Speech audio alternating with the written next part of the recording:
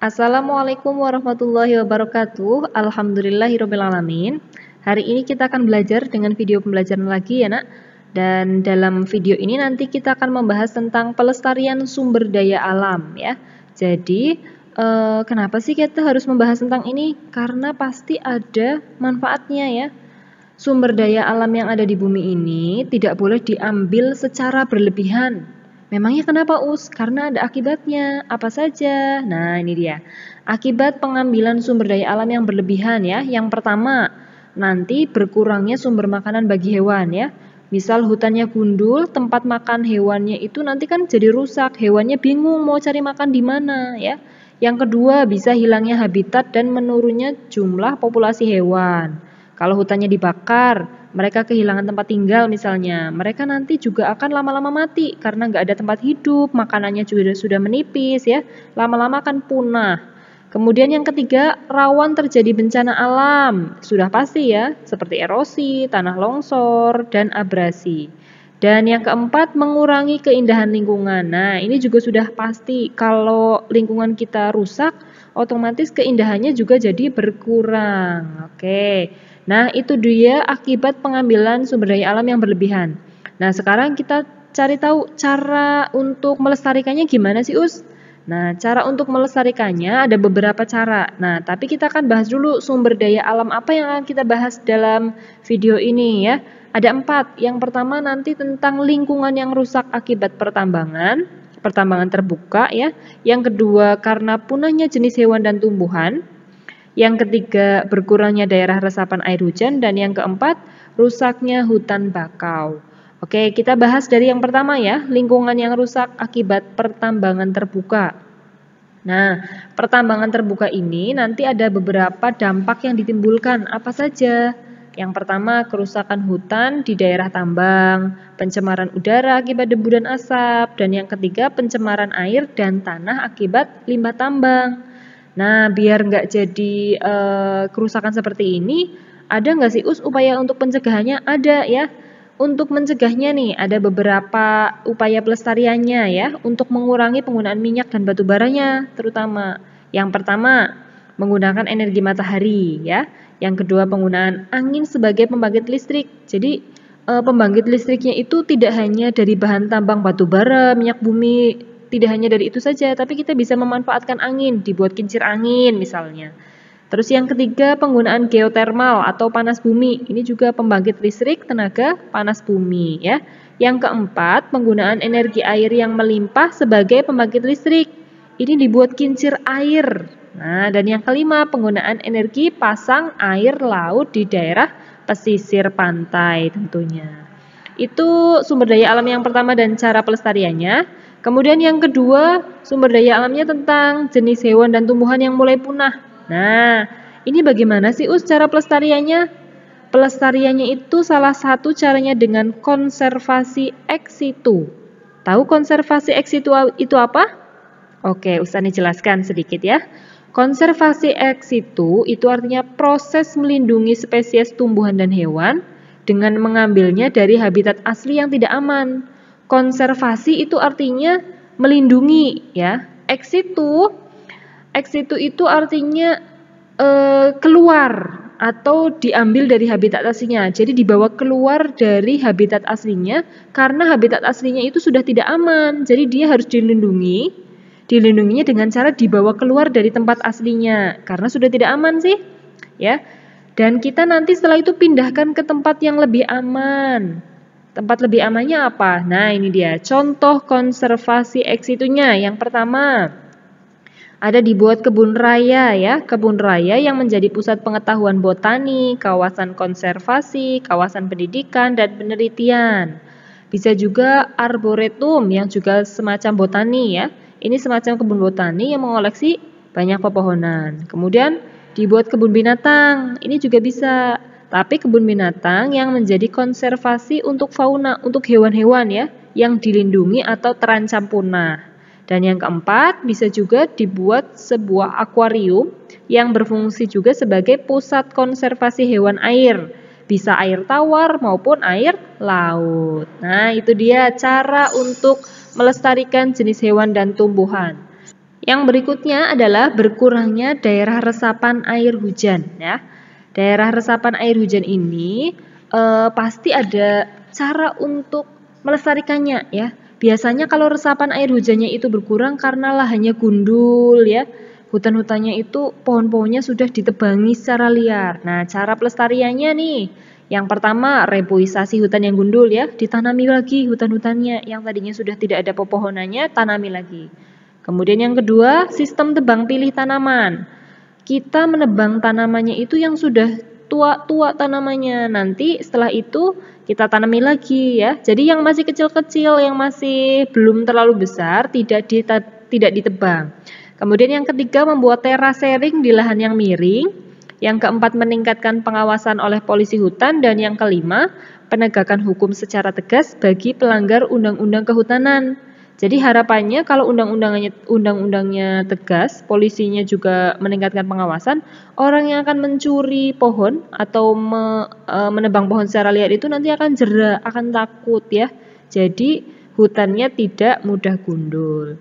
Kemudian sumber daya alam yang berikutnya itu rusaknya hutan bakau. Bagaimana cara pelestariannya? Nah, ini ada beberapa caranya. Sama saja ya, yang pertama dengan reboisasi hutan. Jadi kalau hutannya sudah mulai hilang tumbuhannya, pohon bakaunya, kita tanami lagi, penghijauan kembali ya. Kemudian yang kedua, membuat undang-undang yang tegas untuk menjaga kelestarian hutan bakau. Dan yang ketiga, dengan cara membersihkan hutan bakau dari sampah dan limbah. Karena kadang-kadang banyak juga yang buang sampah atau sampah yang berasal dari tempat yang lain tapi terbawa arus. Nah, ini bisa kita bersihkan secara berkala ya. Biasanya ada beberapa relawan yang melakukan aksi-aksi ini. Atau bisa saja kita sebagai siswa, misal kita sedang pergi rekreasi ke hutan bakau, kita minimal dengan cara tidak buang sampah sembarangan. Jadi tidak nambahin sampah di situ ya. Oke, itu dia beberapa cara pelestarian sumber daya alam. Nah, salah satu sumber daya alam yang rusak itu akibat dari beberapa sampah ya, akibat dari adanya sampah yang terlalu banyak. Nah, sekarang kita akan bahas tentang sampah. Kita cari tahu dulu artinya sampah itu apa sih? Nah, sampah itu artinya bisa buangan dari proses produksi. Jadi kalau kita membuat sesuatu, sisa-sisanya yang dibuang itu namanya sampah ya. Atau bisa juga sisa kegiatan sehari-hari manusia. Sisa kegiatan kita sehari-hari di rumah atau misal di lingkungan masyarakat ya, itu namanya sampah. Nah, sampah itu ada beberapa jenisnya. Yang pertama, jenis sampah berdasarkan asalnya. Ada yang berasal dari sampah organik dan anorganik. Itu jenis sampah yang pertama. Kemudian yang kedua itu sampah berdasarkan sumbernya. Sumbernya itu dari rumah tangga atau dari sampah industri atau dari sampah pertanian. Kita cek dari sampah organik dulu ya. Sampah organik itu sampah yang dari bahan hayati dan bisa diuraikan. Contohnya sisa-sisa makanan, kulit buah misalnya. Itu kan dari bahan hayati, dari bahan yang hidup dan bisa diuraikan. Jadi dia itu bisa membusuk, bisa diuraikan oleh bakteri-bakteri atau mikroorganisme ya. Kalau anorganik apa itu? Sampah dari bahan non hayati atau benda yang tidak hidup ya. Dan ini sulit diuraikan. Contohnya apa, Us? Bungkus plastik atau kaleng-kaleng bekas minuman. Nah, itu kan sampai bertahun-tahun kalau kita buang ke tempat sampah atau kalau kita kubur, dia itu akan tetap wujudnya jadi plastik. Dia itu akan tetap wujudnya jadi kaleng ya. Jadi dia itu sulit sekali diuraikan. Jadi kita harus punya cara khusus untuk mengolahnya ya. Oke, sekarang lanjut ke sampah yang berdasarkan sumbernya. Sampah rumah tangga. Ini sampahnya berasal dari rumah tangga. Misalnya sisa deterjen kita habis mencuci, kan biasanya airnya kita buang. Nah, itu sampah rumah tangga ya. Terus sisa-sisa makanan ya. Makanan kita yang basic marin atau misalkan sayur-sayur yang kita ambil yang masih bagus, yang sisanya itu yang sudah tidak bagus, itu kan bersisa. Itu juga sampah rumah tangga ya. Terus kalau sampah industri apa, Sampah industri itu yang berasal dari pabrik, hotel, laboratorium, ataupun dari rumah sakit. misalnya bahan-bahan kimia ya, limbah-limbah pabrik gitu. Terus kalau pertanian, ya berasal dari kawasan pertanian, misalnya sisa-sisa pupuk gitu ya. Itu beberapa jenis-jenis sampah. Nah, sekarang kita lihat dampaknya sampah. Kalau sampahnya itu terlalu banyak dan tidak kita olah, pasti ada dampaknya. Yang pertama dampak terhadap kesehatan ya. Kalau ini kita tidak secara bijak mengolahnya. Kemudian dampak terhadap lingkungan juga pasti ada. Dan yang ketiga dampak terhadap keadaan sosial dan ekonomi. Nah, yang pertama dampak terhadap kesehatan apa saja?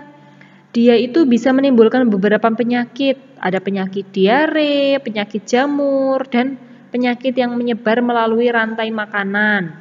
Misalnya, kalau misalkan lingkungan kita kotor, banyak penyakit itu yang bisa terjangkit karena cacing pita. Cacing pita ini sebelumnya masuk ke dalam pencernaan binatang ternak melalui makanannya yang berupa sisa makanan atau sampah. Nanti kalau binatang ternaknya kita makan, kita nyuci dagingnya misal tidak bersih, itu nanti cacing pitanya bisa bertahan hidup di dalam tubuhnya kita. Jadi dia akan mengganggu kesehatannya kita ya. Terus yang kedua dampak terhadap lingkungannya apa Us? Misal mencemari air. Kalau kita buang sampah sembarangan, sampahnya di air, sungai, nanti airnya bisa tercemar dan bisa menimbulkan bau yang tidak sedap. Sampahnya numpuk, membusuk, aduh baunya ya, lalatnya banyak, baunya jadi tidak sedap. Kemudian yang ketiga dampak terhadap keadaan sosial dan ekonomi. Yang pertama, pengolahan sampah yang tidak memadai dapat mengganggu kesehatan masyarakat ya. Karena ini sangat penting. Misal pengelolaannya tidak memadai, kita tidak punya alat untuk mengolahnya. Nanti otomatis sampahnya menumpuk terus tidak diolah. Nanti baunya tidak sedap, menimbulkan banyak lalat sehingga penyakit-penyakitnya itu mudah terjangkit. Kemudian penambahan biaya untuk pengelolaan sampah. Kok bisa Us? Iya. Misalnya nih, jika sarana penampungan sampahnya kurang atau tidak efisien, orang itu nanti akan cenderung buang sampahnya di jalan, ya kan? Dia buang sampah sembarangan. Nah, kalau kita buang sampah sembarangan, misal di jalan, ini nanti akan mengakibatkan jalanannya itu harus sering-sering dibersihkan dan diperbaiki. Nah, membersihkan jalanan dari sampah itu kan butuh biaya, ya. Butuh biaya, butuh misalkan mobil untuk mengangkut. Jadi nanti biayanya itu jadi makin membengkak. Oke? Nah, itu dia sampah yang bisa menjadi dampak untuk kesehatan, lingkungan, dan keadaan sosial dan ekonomi. Nah, sekarang agar sampahnya itu tidak menimbulkan dampaknya negatif, ada pengelolaannya nggak Us? Ada. Nah, kita lihat cara pengelolaan sampah. Cara pengelolaan sampah ada berbagai macam. Nah, yang di sini akan Usani bahas, macamnya itu ada 3 ya, menggunakan konsep 3R. Apa saja itu 3R? Yang pertama reuse. Yang kedua reduce dan yang ketiga recycle. Ya. Reuse itu apa sih? Reuse itu menggunakan kembali ya. Kita bisa menggunakan kembali yang tadinya sudah terpakai, menggunakan kembalinya itu dengan fungsi yang sama ataupun dengan fungsi yang lain. Contohnya misal plastik. Kita habis belanja, kita dapat plastik untuk membungkus belanjaannya kita. Nah, plastiknya itu bisa kita gunakan lagi. Untuk apa Us? Ya nanti untuk kita bungkus lagi. Kalau misalkan kita mau kemana, kita butuh bungkus lagi, kita bisa menggunakan plastik itu lagi misalkan. Kalau reduce apa Us? Reduce itu artinya mengurangi yang menimbulkan sampah. Nah, kalau tadi plastiknya kita bisa gunakan kembali, nah sekarang kalau mengurangi menimbulkan sampah, biar plastiknya itu nggak terlalu banyak, kita menguranginya dengan cara apa? Nah, kalau belanja, sekarang kita mulai menggunakan tas dari rumah, tas kain ya. Jadi nanti dari pasar atau dari warung atau dari minimarketnya, kita tidak meminta plastik lagi. Jadi plastik yang ditimbulkan itu, yang menumpuk itu semakin sedikit ya. Kemudian kalau recycle itu mendaur ulang ya. Jadi sampah yang ada itu kita daur ulang, kita manfaatkan kembali. Jadi diproses lagi. Misal kita membeli minuman air mineral dari yang berbentuk gelas, itu kan kalau sudah habis, nah gelasnya itu bisa kita manfaatkan didaur ulang. Untuk apa? Misal untuk membuat pot tanaman ya yang kecil-kecil, atau kita untuk membuat benda-benda lain yang punya manfaat. Nah, itu dia cara pengelolaan sampah. Terus untuk apa sih sampah itu harus dikelola? Ya ada tujuannya ya. Ada 2 tujuan utama untuk pengelolaan sampah. Yang pertama itu agar sampahnya itu kita bisa mengubahnya menjadi material yang memiliki nilai ekonomis. Nilai ekonomis itu bisa menambah penghasilan. Jadi yang sudah tidak terpakai kita olah, kita daur ulang misalkan, nanti bisa kita jual kembali ya. Jadi kita mendapat pendapatan tambahan. Kemudian yang kedua, untuk mengolah agar menjadi material yang tidak berbahaya. Contohnya apa? Limbah-limbah, misal limbah pabrik, limbah laboratorium, misal kita buang begitu saja ke sungai, nanti kan bisa jadi bahaya, ikan-ikannya banyak yang mati, mencemari air-air juga. Nah, itu kita harus olah dulu agar limbah-limbahnya itu waktu kita buang ke alam itu tidak membahayakan lingkungan. Jadi itu telah tujuannya pengelolaan sampah. Nah, sekarang kita lanjut teknik pengolahan sampahnya. Tadi kan sudah diolah, ada tujuannya. Bagaimana sih tekniknya? Ada beberapa macam ya. Yang pertama dengan cara pewadahan. Jadi pewadahan itu untuk menampung sementara sampah yang dihasilkan ya. Jadi sampah yang ada misal berceceran kita wadahi sebelum nanti kita tindak lanjuti. Kemudian yang kedua sudah diwadahi kita bisa melakukan pengumpulan. Nah pengumpulan ini bisa menggunakan pola individu. Jadi dari kita nanti itu langsung oleh truk sampah atau truk pengangkut menuju ke pemrosesan atau pola individual yang tidak langsung itu dengan cara pengumpulan sejenis gerobak sampah. Biasanya gerobak sampah itu nanti ngambil ke rumah-rumah ya. Ada juga yang misal dengan cara pengumpulan kalau petugas-petugas kebersihan dengan nyapu-nyapu di pinggir jalan juga bisa. Kemudian yang ketiga dengan cara pemindahan ya. Pemindahan itu berarti dari penampungan sementara sampahnya itu sebelum diangkut oleh truk. Nanti setelah itu dipindahkan ke wadah yang lebih besar dan ke tempat yang terpusat dan tersebar. Biasanya tempat pembuangan akhir atau TPA gitu ya. Terus yang keempat itu pengangkutan. Nah ini dipindah ya dari lokasi tempat yang diambil, misal dari rumah-rumah, nanti dipindah ke tempat daur ulang atau ke tempat pengolahan.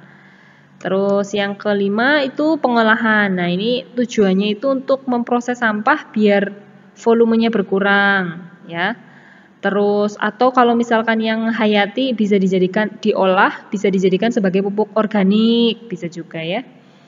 Terus daur ulang, yaitu tadi yang dari kegiatan bahan-bahan yang sudah tidak terpakai, kita manfaatkan lagi, kita olah, kita rubah jadi bahan-bahan yang bisa digunakan lagi ya. Dan yang terakhir itu pembuangan akhir. Ini biasanya pembuangan akhir itu penyingkiran sampah ke alam lingkungan, seperti ke dalam tanah atau ke dalam lautan. Tetapi harus ingat pada saat kita pembuangan akhir itu dibuang dalam keadaan yang sudah tidak membahayakan lingkungan. Nah itu dia teknik pengolahan sampahnya ya. Jadi dalam video ini tadi kita sudah belajar tentang sumber daya alam, terus bagaimana cara untuk melestarikannya, dan tentang sampah ya. Kita sudah belajar tentang beberapa pengertian sampah, ada jenis-jenisnya, ada pengelolaannya, dan sampai ke teknik pengolahan sampahnya agar tidak berbahaya. Nah, itu saja video pembelajaran kali ini. Mudah-mudahan materinya bisa bermanfaat untuk kalian. Terima kasih banyak sudah menyimak dan mohon maaf apabila banyak kekeliruan. Akhir kata, billahi taufiq wal hidayah. Wassalamualaikum warahmatullahi wabarakatuh.